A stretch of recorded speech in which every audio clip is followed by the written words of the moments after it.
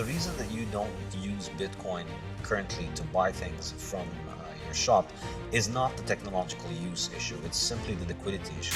There's $100 trillion of money out there in the world. We're not going to, Bitcoin can't eat all of that in a weekend. A couple of objections to Bitcoin, let's say. It's not easily usable. Like, I can't just go to the store and buy something with Bitcoin. It's not easy. And I don't see that improving very radically. Now, maybe it's a store of value and there will be systems built on top of it that make those sorts of transactions possible. So, but maybe you could address that. You just brushed over the issue of the multiplicity of cryptocurrencies, but you made a very telling statement there, which is you said all of them, people have tried to make Bitcoin variants and they all failed. All the other cryptocurrencies are more like companies. And so they have someone centrally involved. And so why are people like Elon Musk, for example, interested in coins like, it's the Dogecoin? Is that do only good everyday coin? Is that it? And it was sort of a parody coin to begin with, as far as my limited understanding enables me to. So Bitcoin isn't that usable. That's a problem. Why shouldn't we just be skeptical of cryptocurrency as such, given the multiplicity of cryptocurrencies? So yeah, so in terms of the usability, I think the reason that you don't use Bitcoin currently to buy things from your shop is not the technological use issue. It's simply the liquidity issue. It's the fact that for the vast majority of people right now, overall, the money balances over the world, Bitcoin constitutes somewhere in the range of 1% of the world's money balances. So the odds that you are going to be trading with somebody who has enough Bitcoin that they are willing to take the other end of the trade, let's say you want to buy a sandwich and they're willing to accept some extra Bitcoin to add it onto their balance sheet, is very low, because most people have zero Bitcoin and most people haven't heard of Bitcoin. So it's still very early. So that problem is in my mind is just an issue of liquidity. It's not an issue of interface or users. You don't know how your refrigerator works, your car, a lot of machines, we have no idea how they work, but you know how to operate them. And so Bitcoin is like that. And we saw in El Salvador, now McDonald's and Starbucks are accepting Bitcoin. It's just, there is a very easy way to do it. In El Salvador? In El Salvador, yeah. Why? So it was announced as a national currency, as legal tender in Salvador. In fact, we're recording just one day after that law went into effect. So now El Salvador has two official currencies, the US dollar and Bitcoin. They used to run on... And why did they do that? It's an interesting move from the president of El Salvador. I think... it's a radical move. It's amazing. I can't believe it. Yeah, one motivation is that a lot of El Salvadorians send remittances back to their country, and there's a lot of money in that, so they could save with it on Bitcoin. And so, right, so that's a place where Bitcoin could really get wide usages. It's a replacement for things like Western Union. And that's a big deal, given how much money passes from first world countries to third world countries. It's a huge issue.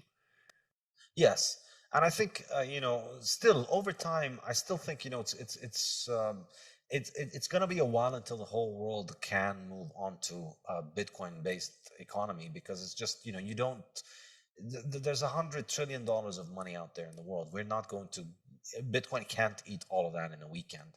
No, but it's stunning that it's even 1% of that. I mean, that's unbelievable. That's a huge percentage of it.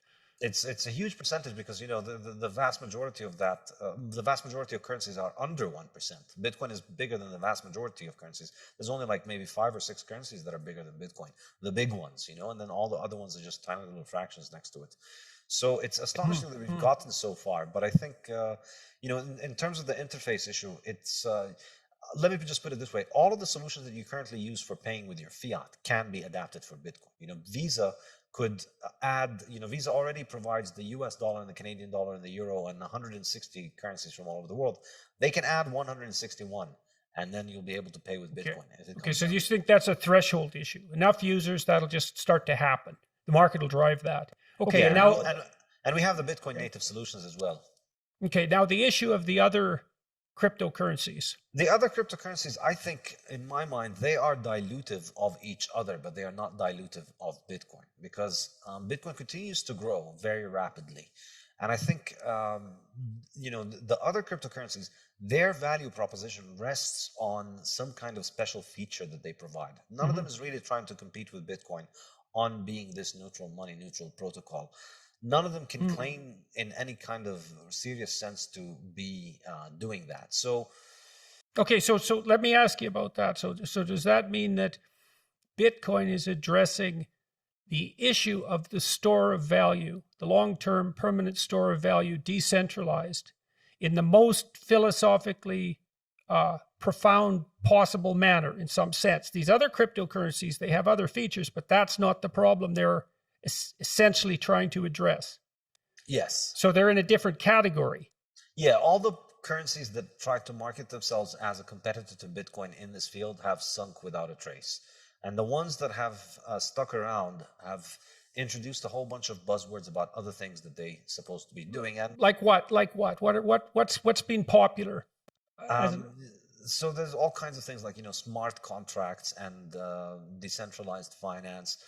Honestly, if you ask me, like none of that stuff has shown any sign of being anything more than basically a pump and dump scheme, wherein people come in and they buy the token. There's a story, like there's a story about how this thing is going to be used for. There was talk about betting markets and smart contracts and real estate on the blockchain, and now they're putting pictures on the blockchain and they're selling art on the blockchain. And all of these fads come and go, but ultimately, none of them needs its own monetary system in order for it to function. And I think the accurate interpretation here is that these things are just monetary systems that have a side story that they're selling you about what their applications is. But nobody's really buying them in order to buy these applications because they don't really perform anything that Bitcoin cannot do, or that, any kind of real world use case. It's just people are buying these currencies and they're speculating on the price, and the value of all of these currencies is going up because we're starting from a very small level. However, I think the distinction is that in the long run, these currencies need to continue to invent new stories and to continue to invent new narratives to continue to drive more attention to them. But whatever story you invent in your currency, there will be other currencies that will come and invest in promoting this in a better way. So I think they are diluted for each other because whatever value proposition you have, let's say our blockchain network does the best smart contracts. Well, what's stopping somebody else from copying that? There's nothing that you can't copy about it. They can just move the same thing and start another network that does it